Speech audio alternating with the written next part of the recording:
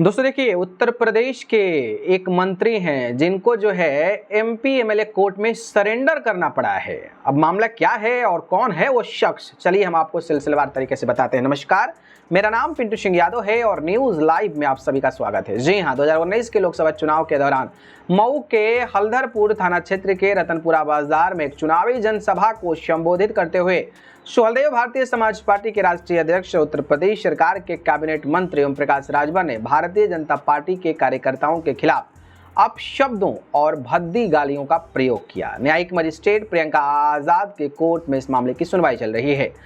राजभर ने अपने कार्यकर्ताओं से कहा था कि बीजेपी कार्यकर्ता उनके प्रत्याशी यानी कि महेंद्र राजभर को हराने और उनके समाज के वोट हथियाने के लिए अफवाह फैला रहे हैं। कथित तौर पर यह भी कहा गया था कि यदि कोई बीजेपी कार्यकर्ता ऐसा करते पकड़ा जाए तो उसे पहले 10 जूते मारो। इस अभद्र टिप्पणी से बीजेपी कार्यकर्ताओं ने भरी नाराजगी जो है वो कहीं न कहीं फैल गई थी। इस घटना के बाद उड़नदस्ते के अधिकारी रुद्राभन पांडे ने हल्दरपुर थाने में लिखित तहरीर देकर ओम प्रकाश राजभर के खिलाफ मुकदमा दर्ज कराया था और यह मामला आचार संहिता उल्लंघन और अभद्र भाषा के उपयोग से संबंधित था।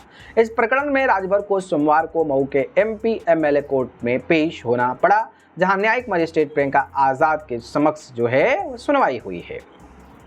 न्यायालय में पेश होने से पहले ओम प्रकाश राजभर ने मीडिया से बातचीत में मामले की पूरी जानकारी होने से इनकार किया। उन्होंने कहा कि चुनाव के दौरान कई गाड़ियों का काफिला या बयानबाजी को लेकर कोई मुकदमा हुआ होगा। आचार संहिता उल्लंघन से संबंधित यह मामला हो सकता है। नोटिस मिला था, इसलिए संविधान का पालन करने के लिए कोर्ट में पेश होने आया हूं।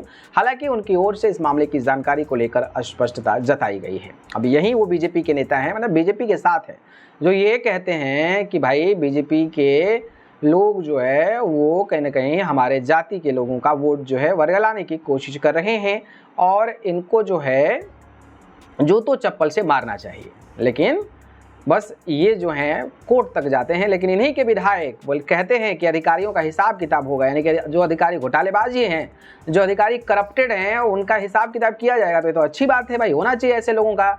और ऐसी बात जब अब्बास अंसारी कह देते हैं तो उनकी कुर्सी तक चली जाती है। हालांकि अब बहाल हो गई है। बाकी इन दोनों नेताओं के बारे में आप क्या कहना चाहेंगे? जिस तरीके से ओम प्रकाश राजभर को महज नोटिस मिली और अब्बास अंसारी की ऐसे बयानबाजी पर कुर्सी चली जाती है, इन दोनों को तुलना करके आप अपनी राय हमें कमेंट करके बताएं। धन्यवाद।